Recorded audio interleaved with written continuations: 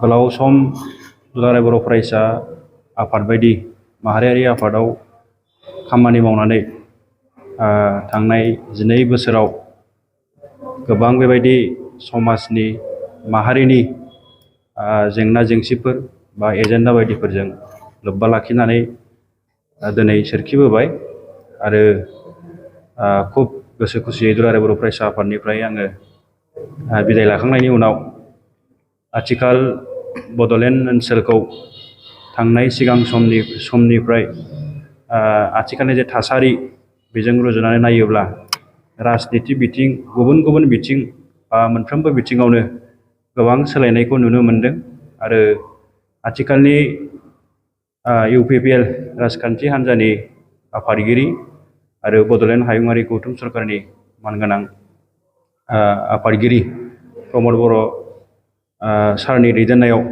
दिनै समग्र ओनसोलाव गोजोन थासारि फैनाय लोगो लोगो बेवहाय जौगानाय दावगानाय फारफ्रोमबो बिथिङाव माने आवगायनायखौ जोङो बयबो नुनो मोनदों।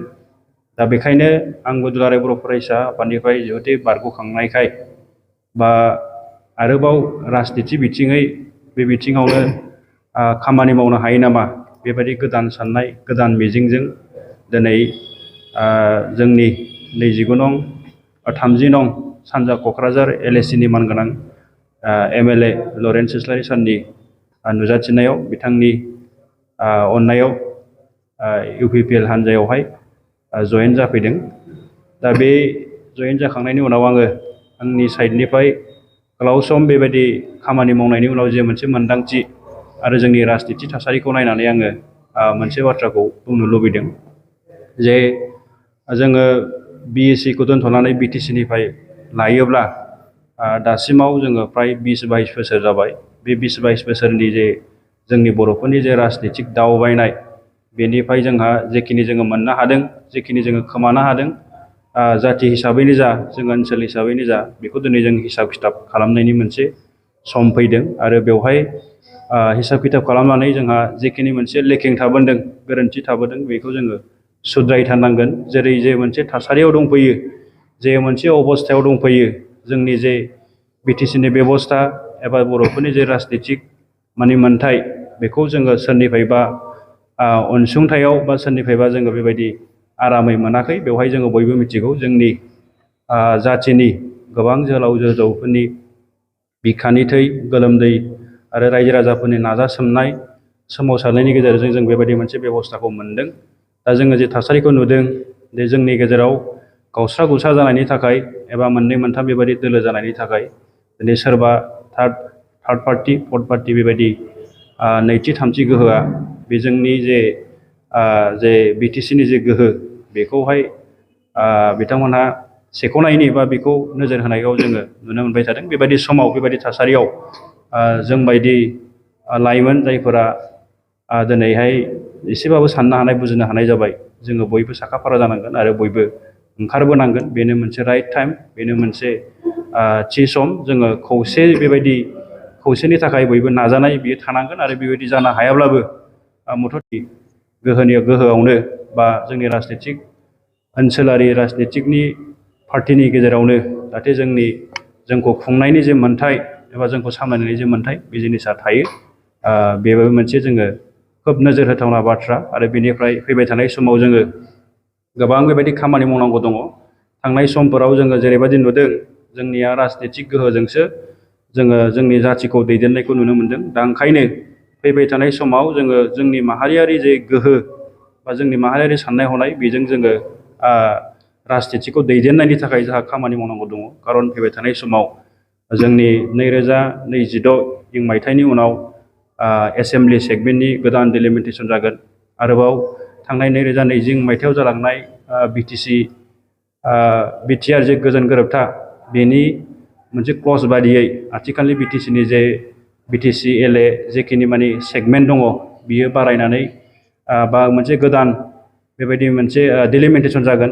दा बैबायदि खामानिफोरखौ जोंनि ओनसोलारि बा ओनसोलारि सेन्टिमेन्टजों जोनोम जानाय जों दोलोफोरा बेवहाय खुंथाय थायाब्ला बेखौ जोङो बबेहायबा थानानै सोरबा माने गोजौनि खामान गोनां हाइ खामान गोनां बेबायदिफोराव जोङो थानानै बेजोंनो जों मावनो हागोन सानोब्ला बे जोंनि थाखाय बेसेबांबा गेदेर गोरोन्थि जागोन। दा ओंखायनो जोङो बेफोरबायदि गासैबो जिनिसखौ नायनानै इयुननि जे नोजोरखौ नायनानै दिनै ओनसोलारि जे दोलो बेखौ गोख्रों खालामनांगौ आरो बेनि गेजेरावनो जोंनि जे खुंथाइ एबा राजनीतिक गोहोखौ दोननांगौ बेखिखौ आङो दिनैनि समाव खावलायहरदों।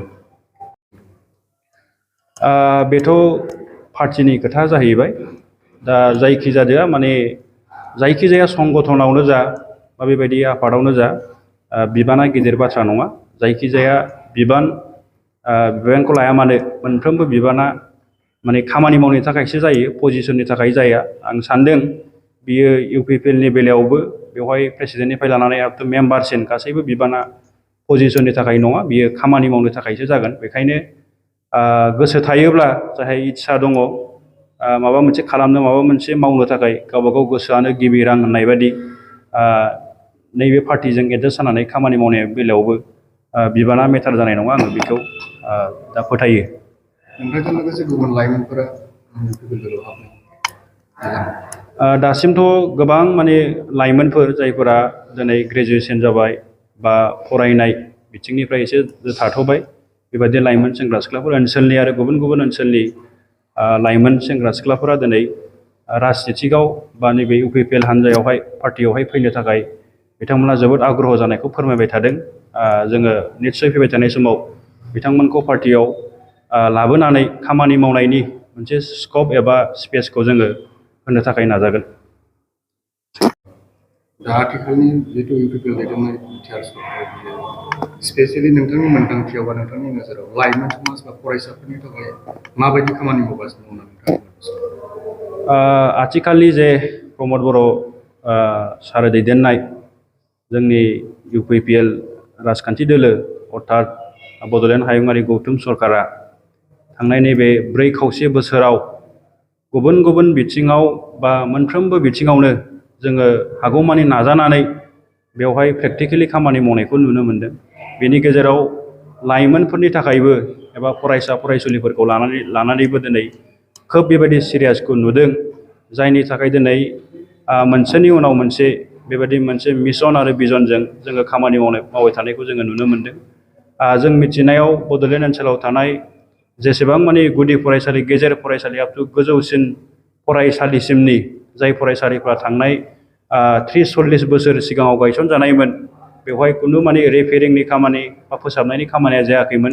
बैबायदि स्कुलफोरखौ दिनै फोसाबनायनिफ्राय लानानै बेवहाय फोरोंगिरि थिसननाय आरो आथिखालनि जे साइन्स एन्ड टेक्न'लजि जुग, बे जुगाव जोंनि फरायसा फरायसुलिफोरखौ साइन्स एन्ड टेक्न'लजिनि सायावबो गियान मोनहोनायनि थाखाय दिनै गुबुन गुबुन बेबायदिनो फरायसालिफोराव साइन्स बेबायदि लेब गायसननाय बेबायदिखौ जोङो नुनो मोनगासिनो दङ।